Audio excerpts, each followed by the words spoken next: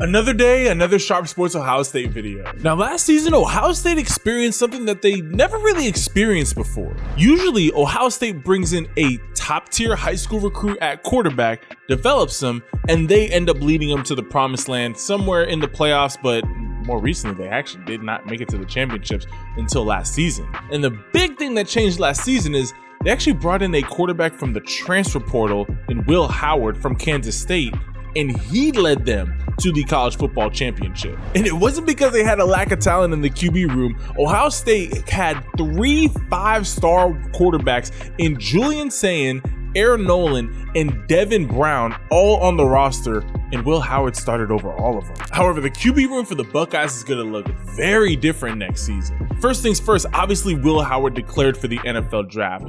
Aaron Nolan transferred out to South Carolina, and Devin Brown transferred out to Cal. Now you still have 2 great quarterback options in that quarterback room in sophomore QB Lincoln Keenholz and freshman QB Julian Sayin, who's looking to be the next starter for the Buckeyes in this upcoming season. However, you can never have too many QBs on a roster. So today we're going to be taking a look at the Ohio State Buckeyes because you guys landed the second best quarterback in the class of 2027. So he's going into his junior year. So you're not going to see him there for a little bit, but it's always good to pay attention to the young talent that the Buckeyes are going to be landing. So all my Buckeye fans, let me introduce you to the behemoth of a quarterback, Brady Edmunds, coming out of Huntington Beach High School in Huntington Beach, California.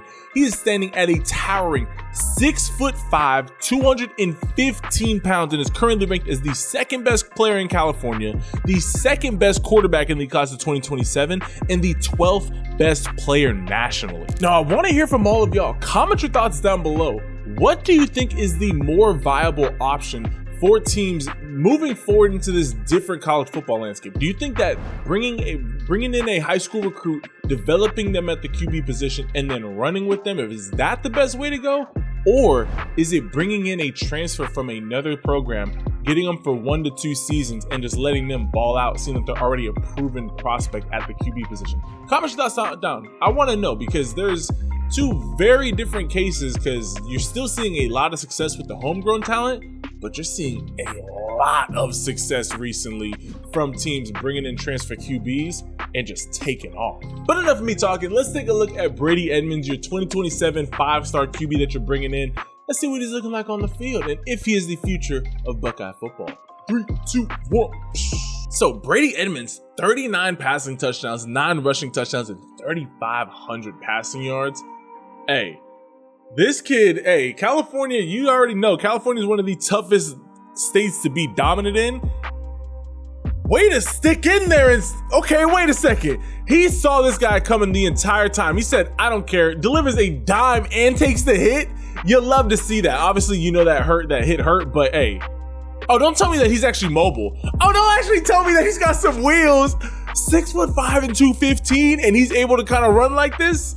Okay, he is giving a lot of Josh Allen vibes right now. Like, his ability to be able to run at that size, what the heck? He just flicks his wrist. Wait, how far is this? He throws this from the 25. Let's call it the 30, just to be even. 5, 10, 15, 20, 25, 30, 35, 40, 45. He drops like a 47, 48 yard throw and just flicks his wrist and that ball's there. Oh yeah, this guy is a animal. Step up.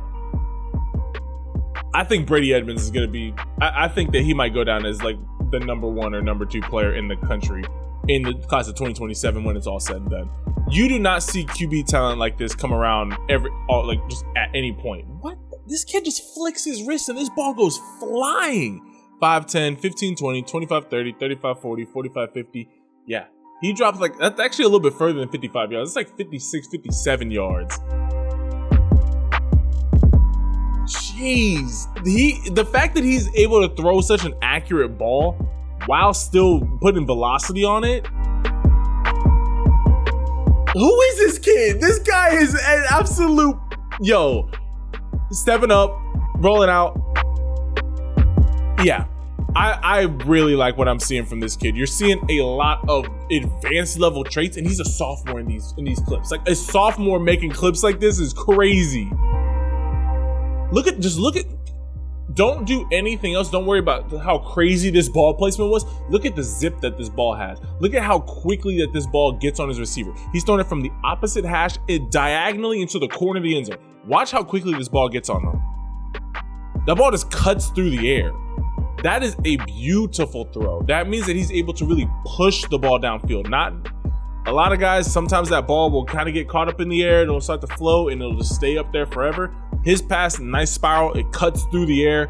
Great velocity on it. This kid is a problem. Every Buckeye fan should be unimaginably excited. And the fact that he's able to kind of get up and run if you need him to is crazy.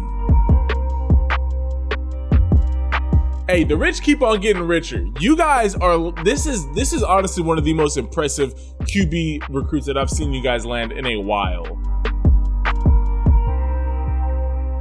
I watched it when you guys got CJ Stroud. I watched it when you guys, pretty much the last almost decade, I've seen every single recruit that you guys have brought in.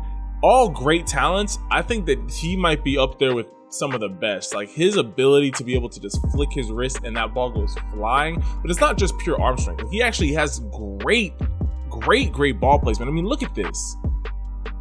Leading his receiver perfectly, sees it, boom. Like, come on.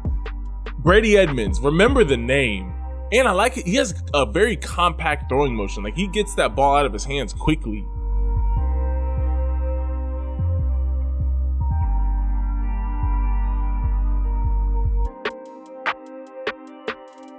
I am blown away with the amount of talent that this kid has as a sophomore. If you would have told me, yeah, he's a senior, I'd be like, cool. So he's what, like a top 5 player in the country?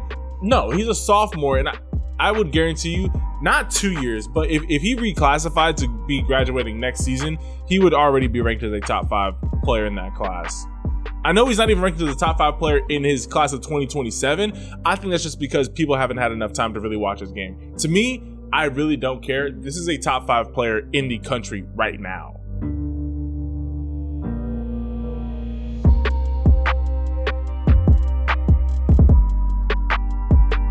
Ohio State's going on a generational talent run. You guys let in Jeremiah Smith, who might be your best player ever, and then you're bringing in Brady Edmonds, who has the potential, I'm not going to put that much pressure on him right now, has the potential to be even better. I'm still in shock of what I just saw. I've been doing this for a very long time. I've been literally watching highlight tapes for like almost 8+ years now. I've seen it all. I've literally seen every single 5-star recruit that's come out of every single class pretty much over the past decade. Brady Edmonds actually has something like that it factor. A lot of times, hey, I'm not a professional scout. I'm a guy on YouTube who enjoys to break down clips and see all the new talent that's going into college football. That's what I like to do. But I've seen so much talent. I see that it factor, and most of the time, I really don't miss on my predictions. Some of them had some bad predictions, some bad takes on, but most of the time, I'm actually pretty accurate. Brady Edmonds, if he continues to go on his trajectory, could be he could be for sure a day 1 NFL draft pick. He might be one of the best quarterback prospects that we've seen coming into college football in a while. Like, I know that we got Bryce Underwood, who I would put him like in a tier right beneath Bryce Underwood. Because Bryce Underwood, his mobility and his physical frame are just unbelievable. Brady Edmonds, for him to be so big as a sophomore and still be able to put that much zip on the ball, be that mobile, agile, be able to create, be able to get guys off from the ball placement, everything that you see in his game is ridiculously impressive for a sophomore. Again, we're watching his sophomore year tapes. Enough of me talking. This guy is going to be an absolute unit for the Buckeyes. All my Buckeye fans, rejoice, stand up, and be excited, because this is a guy that you can truly build another national championship team around. Comment your thoughts down below. Leave this video a like and hit that subscribe button so you do not miss any of the fire videos that we drop on the channel. I love and appreciate all y'all. If nobody told you this today, you are absolutely amazing. Know that if you're going through anything in life, there's nothing too big or too small that Jesus Christ, the Lord and Savior of us all, He cares about it all. It doesn't matter how big, it doesn't matter how small, it doesn't matter if even you think that it's just insignificant. It's no problem. I can just handle it on my own. Jesus wants to take all of our care. He says, cast all your cares upon the Lord, for he cares for you greatly. Really let that sink in. Hope you have a blessed rest of your day. Ciao.